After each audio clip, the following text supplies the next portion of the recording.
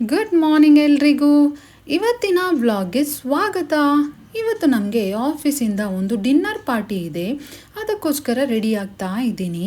ನಾನು ಡಿನ್ನರಿಗೆ ಅಂತ ಒಂದು ಹೊಸ ಬಟ್ಟೆ ಆರ್ಡರ್ ಮಾಡಿದ್ದೆ, ಅದು ಡೆಲಿವರಿ ಆಗಲಿಲ್ಲ. ಅದಕ್ಕೋಸ್ಕರ ಈ ಬಟ್ಟೆ ಹಾಕ್ತಾ ಇದ್ದೀನಿ. ಈ ಬಟ್ಟೆ ನಾನು ತುಂಬ ಸಲ ಪಾರ್ಟೀಸ್ಗೆ ಆಫೀಸ್ಗೆ ಎಲ್ಲ ಹೋಗುವಾಗ ಹಾಕಿದ್ದೀನಿ. ಅದು ನನ್ನ ಫೇವ್ರೆಟ್ ಬಟ್ಟೆಗಳಲ್ಲಿ ಒಂದು.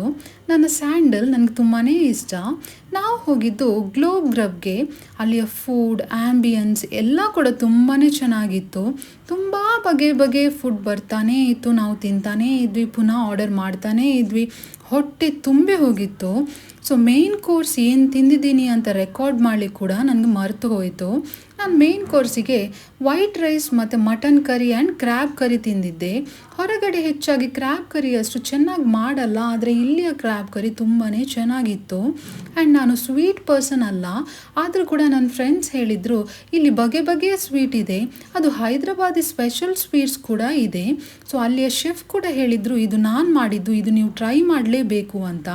ಅದಕ್ಕೋಸ್ಕರ ನಾನು ಟ್ರೈ ಮಾಡಿದೆ. ಆಲ್ಮೋಸ್ಟ್ ಎಲ್ಲ ಸ್ವೀಟ್ ತಿಂದೆ ಅಂತ ಹೇಳ್ಬೋದು. ಸೊ ಸ್ವೀಟು, ಹೊಟ್ಟೆ ತುಂಬ ಫುಡ್ ಎಲ್ಲ ತಿಂದು ಕ್ಯಾಬ್ ಬುಕ್ ಮಾಡಿಕೊಂಡು ಮನೆಗೆ ಬಂದೆ. Bye bye. Keep supporting. See you all in the next video.